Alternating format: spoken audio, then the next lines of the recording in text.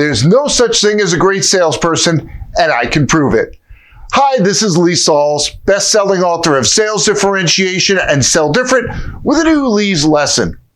So I've thrown down the gauntlet. There is no such thing as a great salesperson. You don't believe me? I'll prove it. Sales leaders, how many of these so-called great salespeople have you hired that failed in your company? They had a resume that was to die for, a polished look, excellent track record, and they flopped with your company. If you believe in great salespeople, you must also agree with one of the following statements given that they failed.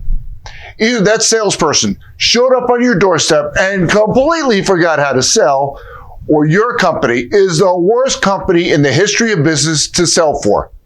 Which is it? I mean, what other explanation could there be if you believe in great salespeople? See, the issue is the word great. Greatness is not a standalone quality. It's an attribute of the relationship between a salesperson and a specific sales role. Sales leaders, you search high and low for great salespeople, and you often come away disappointed with what you find. What we should be looking for are the right salespeople with the potential to be great in this specific sales role. I'll share some anecdotal data with you from my 30 plus years in this space. 90% of all salespeople, they'll succeed under any circumstances. And there's a word to describe these salespeople: entrepreneurs. They aren't applying for your sales jobs, they're building companies. 90% of all salespeople will fail no matter what is done for them. And these are people who should be counseled out of the profession.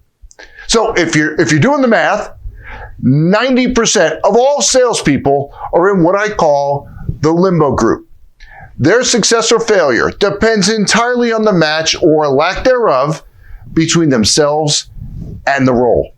So sales leaders, what this should tell you is that before you evaluate talent, you need to fully analyze the sales role to determine what I call performance factors.